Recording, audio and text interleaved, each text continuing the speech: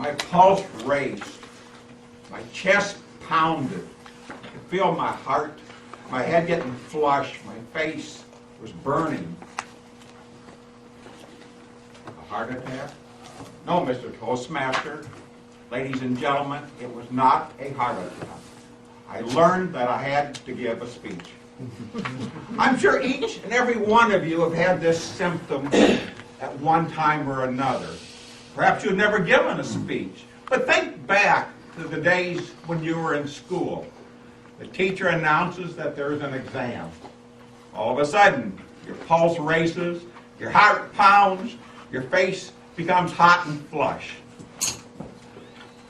What did your instructors tell you? What do they tell you today? We never paid any attention. They always said, begin preparing sooner rather than later.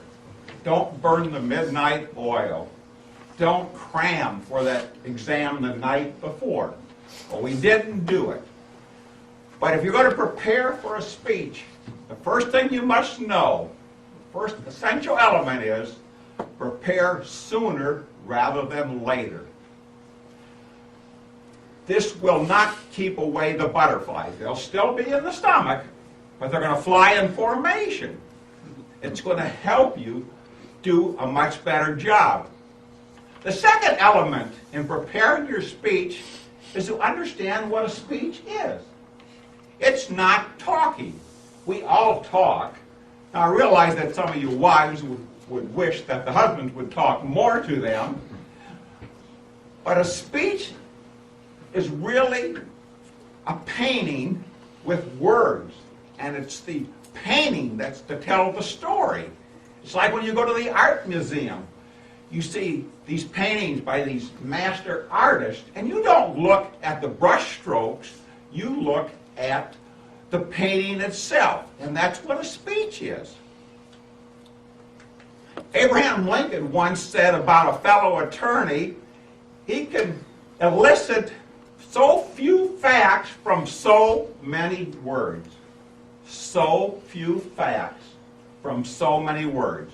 Well, a speech is just the reverse. It's just the opposite.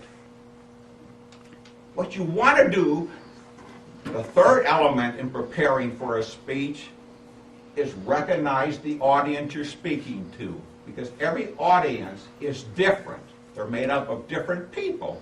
You can be speaking to a highly intelligent group like this, or you can be talking to a group of fifth graders.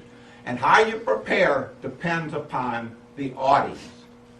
And then what you want to do is use your subconscious mind in coming together with a speech topic and ideas for your speech. All of us every day have what I call dead time. We have tasks that we can do without thinking. For example, this morning in showering, we did not have to think about taking the soap and soaping our body. This is something we do. It's a habit to us. So what I suggest is when you're showering, start thinking about that speech topic, ideas that you want to bring forth. It's best when you're going to give a speech to talk about something you're familiar with. But if not, you're going to have to go out and do research, and a lot of research. At the evening before you go to bed, think about your speech project. In the morning when you wake up, you'll have some ideas. Always have with you a pen and a notepad. So when you get out of the shower, you can write down your ideas. When you wake up in the morning, you can write down these ideas.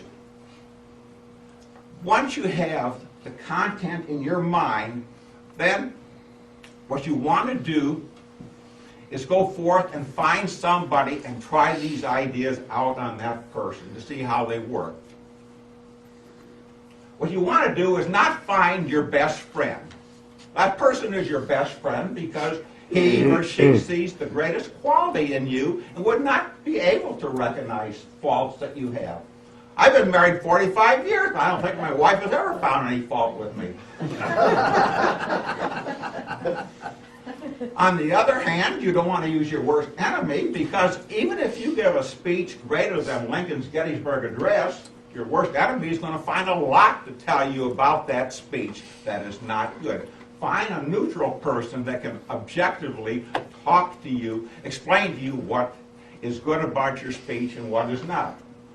Then what you want to do, as you're getting ready to practice your speech, is stand in front of a mirror. And also play a recorder. I use a mirror and a recorder to practice. The mirror shows me the same thing that each one of you are seeing.